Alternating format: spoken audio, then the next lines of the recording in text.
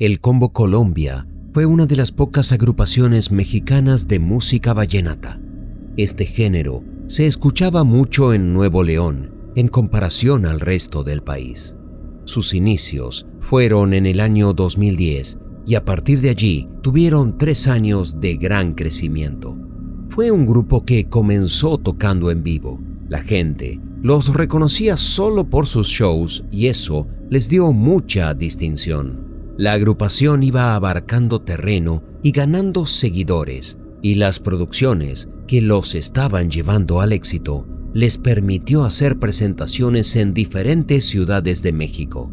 Además, participaron de muchos festivales de vallenato. Pero hacia el 2013, las cosas comenzaron a complicarse porque la agrupación no había podido concretar la grabación de su primer disco, aunque esto no les impidió seguir aumentando sus seguidores y su reputación. Hoy conoceremos la historia de esta distinguida agrupación y con ella la de sus integrantes, una de las historias más tremendas que vivió el mundo de la música mexicana. De igual manera, nada impidió que Combo Colombia sea una de las agrupaciones más reconocidas a lo largo de la historia de la música vallenata en México. El Combo Colombia fue un grupo musical de vallenato formado por 13 integrantes: José Antonio Villarreal, Carlos Alberto Sánchez, Saúl Reynoso Sáenz, Einer Iván Cuella, José Santos, Javier Flores, Edgar Montes, Francisco Alfaro, Mario Beltrán, Juan Tomás Carrizales, Ricardo Verduzco, José Rodríguez y Federico Méndez. Sus inicios se dieron en el año 2010 en Monterrey, cuando Carlos Alberto Sánchez comenzó a planear reunir a varios artistas para formar una agrupación musical destinada al vallenato. Los integrantes del Combo Colombia tenían en común una especial fascinación por la música. Vamos a hacer un recorrido por los inicios de la historia de este grupo legendario y también, por eso, mencionaremos a algunos de los integrantes que fueron armando la identidad de la agrupación, cómo fueron llegando, qué lugar ocupaban y cómo eran sus vidas. Cada uno tiene una historia particular. Si bien todos amaban la música, algunos eran aficionados y otros tenían estudios relacionados. El que le dio el origen a este grupo, como ya lo mencionamos anteriormente, fue Carlos Alberto Sánchez, quien luego de superar problemas con las adicciones, decidió emprender este camino musical para terminar de recuperarse y, además, para usarlo como motivación para estar bien. Mario Beltrán fue uno de los primeros integrantes de la agrupación. En el medio era conocido como España y le agregaba ritmo al grupo desde el año 2009, antes de que se formara el grupo que luego recibió el nombre de Combo Colombia. En el 2012 fue papá primerizo de Iker, un hermoso niño. Antonio Villarreal, conocido como Tony, era el corista de 39 años. No había ido a la escuela de música y todo lo que aprendió fue escuchando. Cuando Tony era pequeño, le pidió a su padre que le regalara un acordeón y desde entonces se dedicó a aprender más sobre este ritmo vallenato hasta convertirse en un experto del género musical colombiano.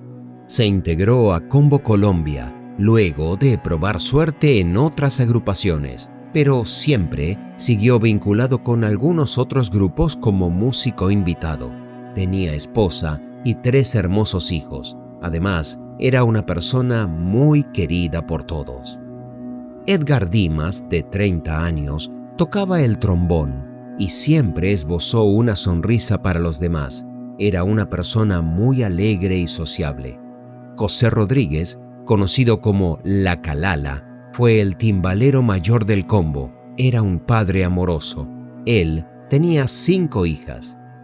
Saúl Reynoso Sáenz, Piña, comenzó tocando vallenato. Incluso formó un grupo de cumbia. Se integró a Combo Colombia luego de que Carlos Sánchez lo invitara a ser la segunda voz.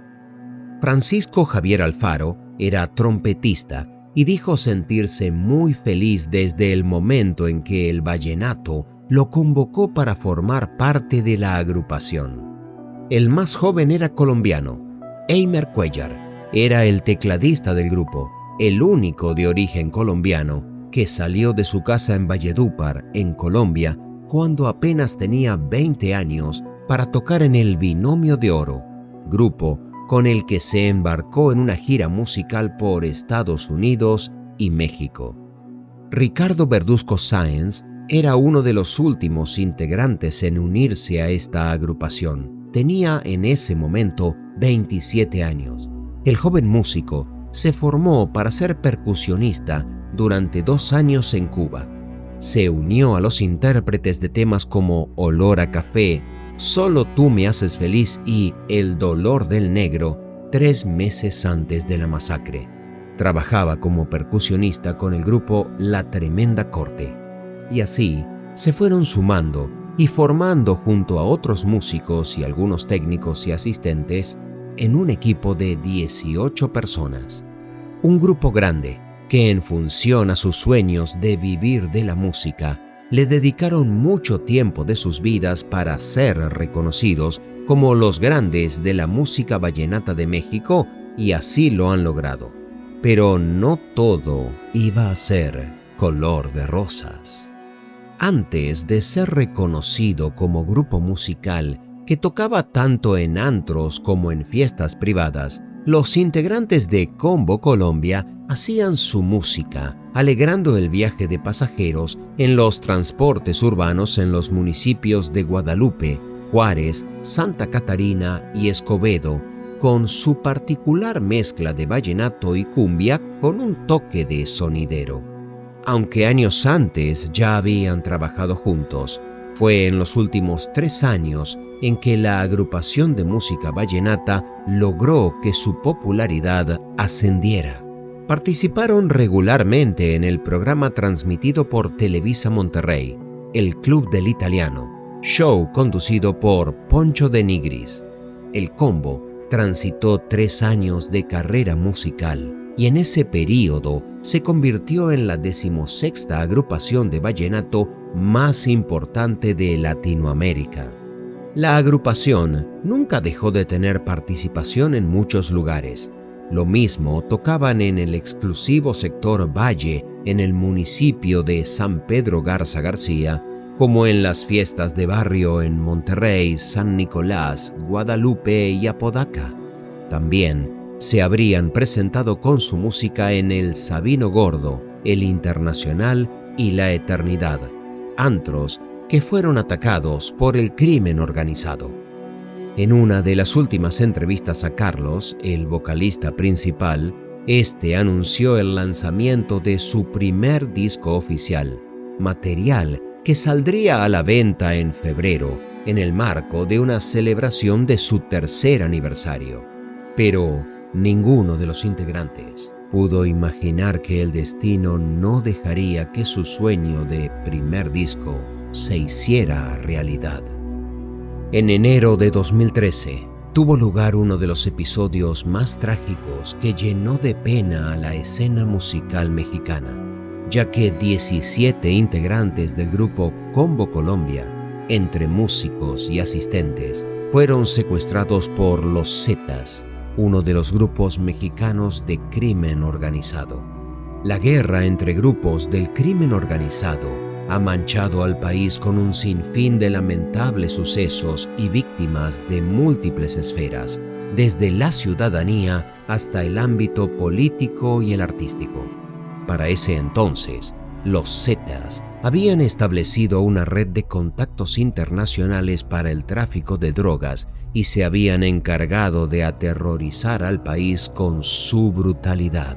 A pesar de haber nacido como un brazo armado del Cártel del Golfo, los Zetas incrementaron su presencia y capacidad de combate, lo que motivó su separación y confrontación directa con la organización después de que Osiel Cárdenas Guillén fuera extraditado a Estados Unidos.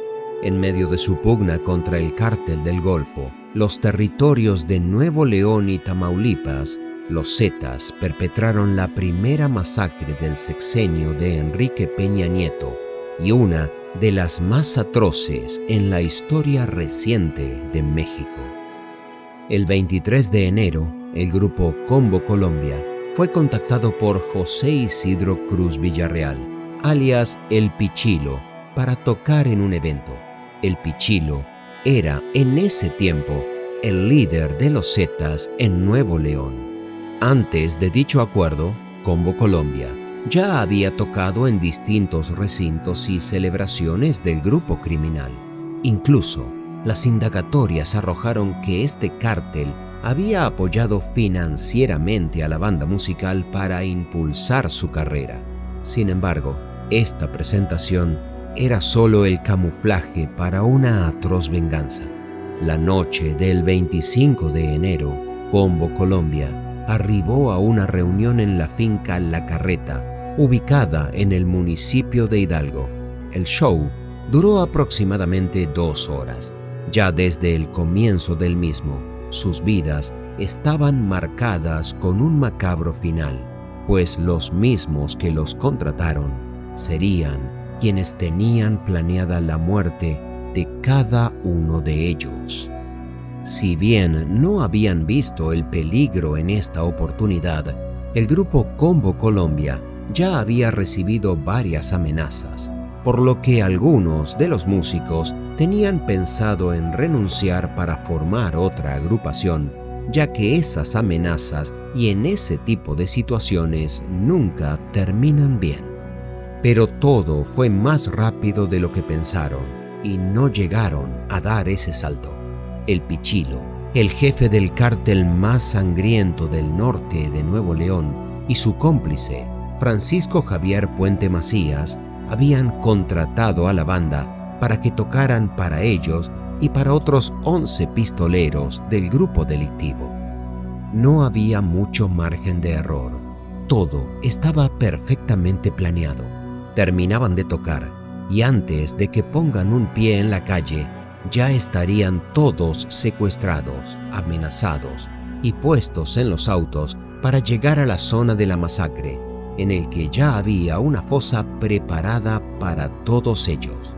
Habían planeado no dejar rastros del secuestro.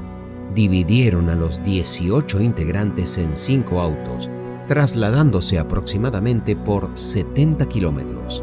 Sus voces e instrumentos fueron silenciados por al menos 11 sicarios, quienes se los llevaron a un rancho abandonado en el municipio de Mina, llamado Las Estacas, muy cerca de la carretera Monterrey-Monclova. 13 músicos, 3 miembros del equipo y un ingeniero de sonido fueron las víctimas de aquella trágica noche. En dicho lugar, los integrantes de la banda fueron torturados, hincados y fusilados uno a uno con un tiro en la cabeza. Por si fuera poco, los criminales que trabajaban para El Pichilo arrojaron sus cuerpos al fondo de un pozo. El problema se desató porque el Combo Colombia trabajó para un grupo de delincuentes organizados, quienes fingían ser el patrocinador del grupo. Edgar Alberto de la Garza Trevino, de 22 años, era un reclutador del cártel que lideraba en esa zona. Fue quien custodió todo el traslado durante el secuestro.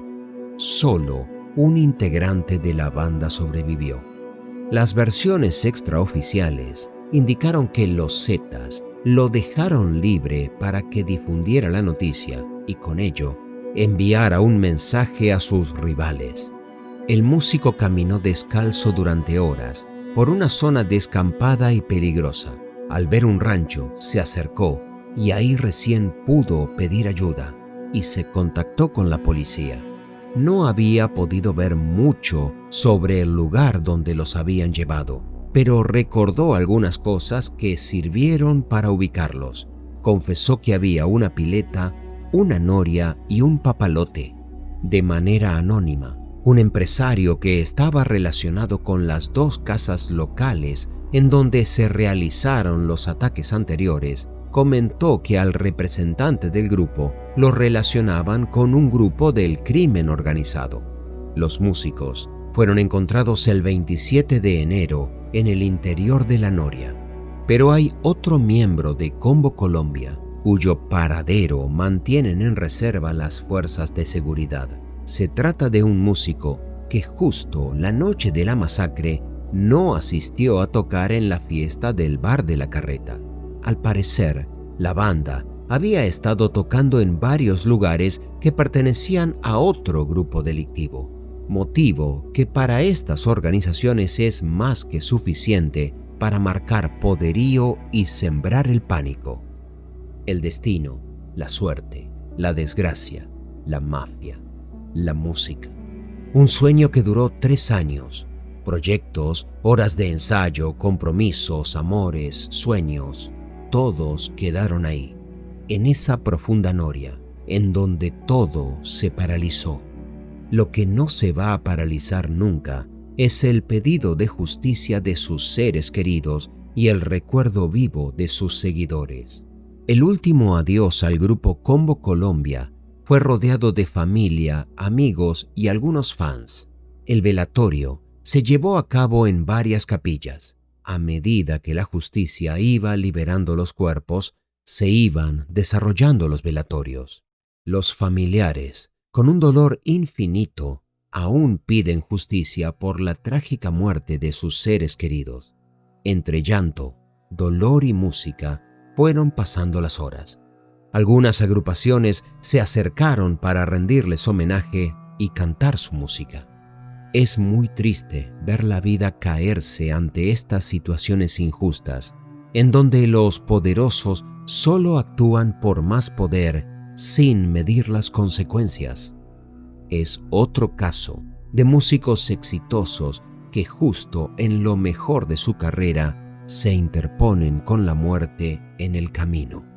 Lo que más identifica a este caso, y lo que será con los años cada vez más significante, es que al no llegar a grabar ningún disco, su música se sigue transmitiendo a través de los vídeos de algunas de sus canciones e incluso vídeos de algunos recitales que han hecho, por lo que a pesar de la época, quedará el recuerdo vivo de todos sus seguidores. Las autoridades continúan con la investigación y solo han logrado capturar a 3 supuestos delincuentes que habrían participado de los hechos. Al día de hoy, las familias de los 14 músicos y los 3 técnicos que perdieron la vida siguen padeciendo las consecuencias de este multihomicidio. El 1 de enero de 2014 fue detenido en Matamoros, Tamaulipas, otro presunto participante, Francisco Javier Puente Macías, alias El Javi o El Chocorrol. Posteriormente, el 17 de marzo del mismo año, las autoridades de Nueva León anunciaron la captura en Escobedo de uno de los principales orquestadores de los crímenes, José Isidro Cruz Villarreal, el Pichilo, de 22 años. Este delincuente encabezaba el grupo criminal en los municipios ya mencionados y había decidido asesinar al grupo musical porque supuestamente estaba operando para un cártel rival.